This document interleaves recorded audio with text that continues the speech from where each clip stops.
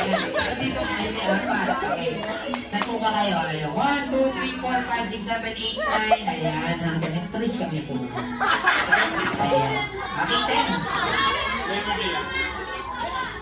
Okay, siyempre, ayan po ay ang gagawin po natin ay ilan po, sa 10, sa dalawang grupo, tig 5 participants po. Okay, so tayo na po yung bahala kung sino yung magiging kamiyembro nyo.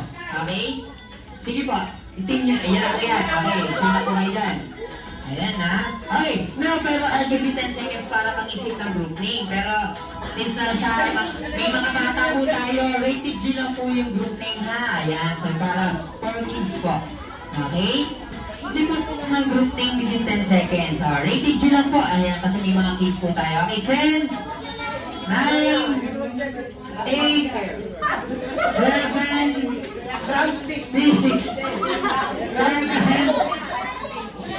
8, 9, 10. Ayan. Okay, sige. Gunahin mo na natin dito.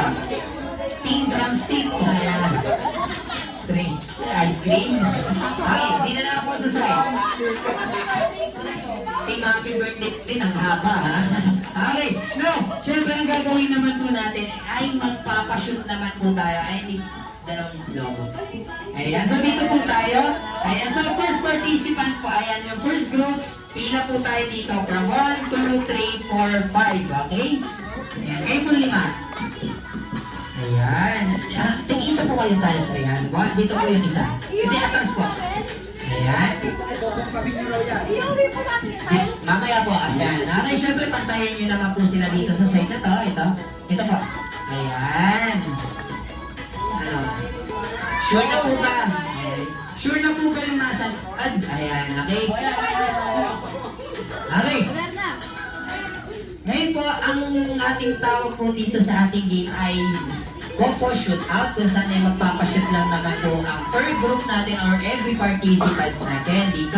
Okay, so, now syempre meron pong balloons tayo. Ayan, so, Ate Rosling, yung balloons, para maano ko yung ating mechanics.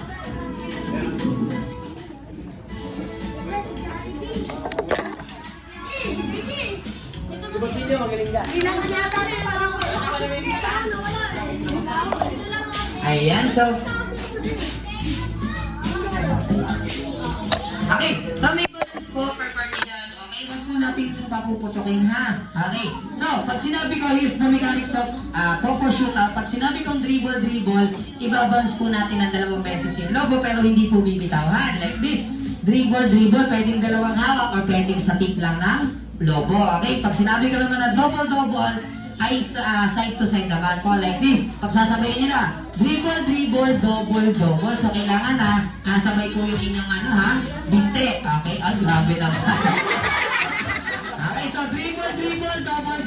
At pag sinabi ko naman na pass to number, ipapasa po ninyo randomly. So like for example, 1, 2, 3, 4, 5. So may mga numbers po kayo. So 1, 2, 3, 4, 5. Pag sinabi ko po, dribble, double, pass to number 3. Ipapasa niyo po kay number 3, pero balik lang po ulit sa pwesto.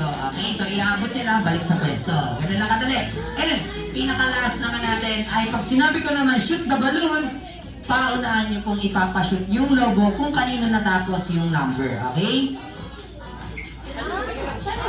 Doon po sa akademya may basketball court po.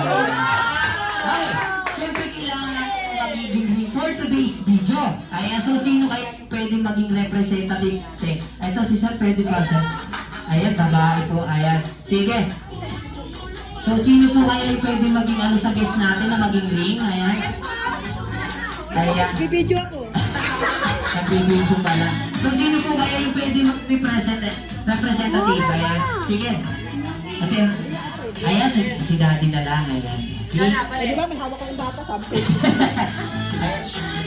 Sama, pwede po ba sila at gilid na lang po kasi dito po baka po kasi bigla ko na yung mga mag-games natin. Okay, now pero safety reminders lang ako, wala po tayo sa totoong basketball court ha. Okay, baka po may sikuhan na mangyari dito ha. Wala po tayo sa totoong basketball. Safety lang po tayo. Okay, so friendly game lang po ito. And pag sinabi ko shoot the balloon, huwag niyo pong ito-throw or ihahagis. Lalapit po kayo kay sir. Okay, now, practice muna po tayo. Okay lang po ba? Okay, last. Okay, 3 points lang po ang kailangan natin. Ready? 3, 2, 1. dribble, double pass sa number 4.